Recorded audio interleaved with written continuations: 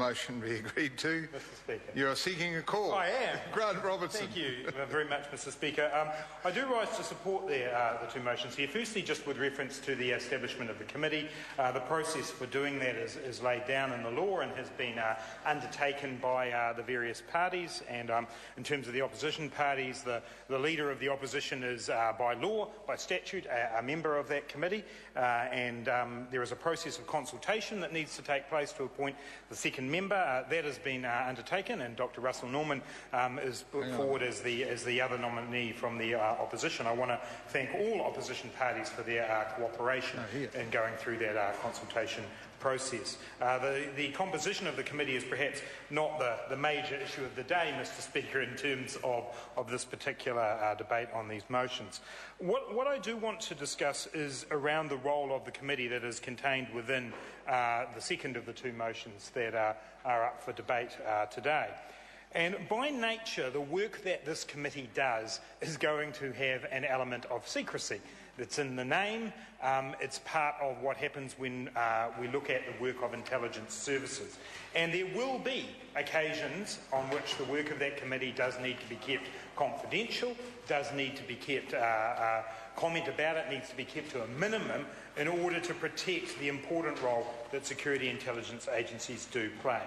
The reality, Mr. Speaker, is that in our society we do need intelligence services. I would love to live in a society where we didn't need to have the SIS and the GCSB. The activities that they undertake present a challenge to those of us who are strong believers in civil liberties. But the truth is that in our society, from time to time, there is a reason for intelligence agencies to undertake the kind of work, the covert, I guess, if you want to call it work, that is part of their core business. That is required, and from time to time the committee will be required to look at that and respect the way in which information has been delivered to the government and to the agencies and talk about it in a confidential manner. But, Mr. Speaker, there has to be a balance in that. There has to be a balance. When the work of these agencies challenges the civil liberties that we all have, it behoves this whole Parliament and the government in particular to be extremely cautious and careful with how those powers are used.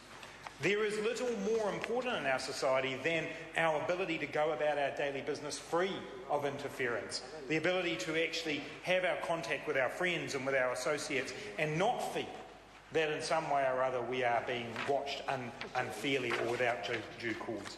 So any attempt by these agencies to go about their work, which as I say is legitimate work, needs to be monitored carefully, and there needs to be a degree of transparency and accountability about that.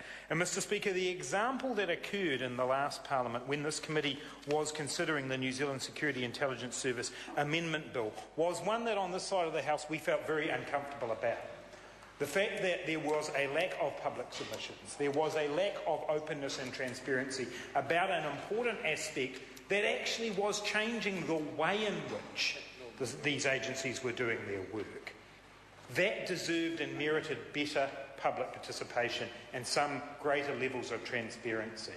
As I say, there will be times when that level of transparency won't be possible, but on a bill that was fundamentally changing the way that that work was done, not a specific subject, not a specific investigation, but the methods and means of the work, that deserves greater transparency, Mr. Speaker.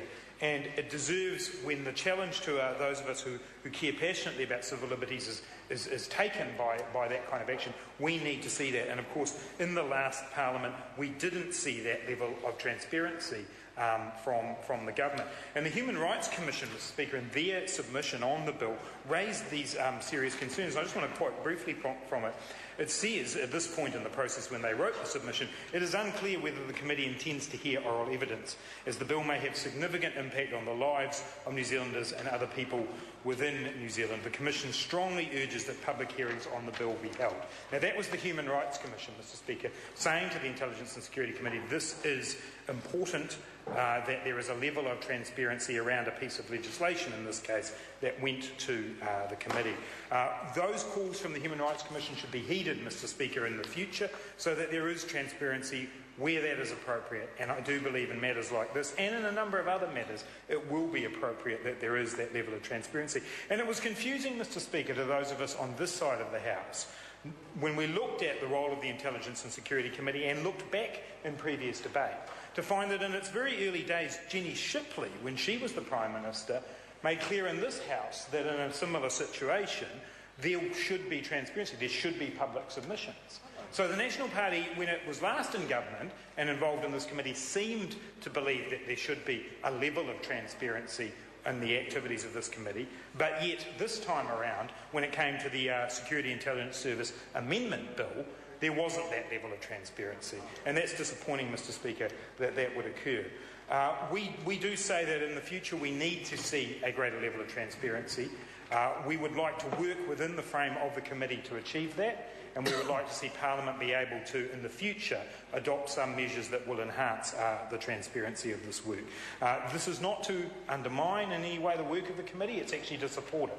It's to give it some kind of greater accountability, that the public will have confidence, they will know a little more about the activities without compromising the actual investigations that are undertaken by our intelligence services. As we've seen examples from around the world, Mr Speaker, intelligence services aren't perfect. They aren't suddenly able to always get it exactly right. They're not going to get the information and read it perfectly every single time. Sometimes they're going to misunderstand information, sometimes they'll be given false information. They're not perfect, they do need a level of scrutiny. And this committee provides some of that, Mr Speaker, and it's why we support the motions that are on the table. But over the next few years, I would like to think that Parliament could return to these issues and actually create a different environment that has a great deal more transparency. And Mr Speaker, now is the time to do that from this government's point of view, because they run the risk of having a reputation of not being transparent and not being accountable.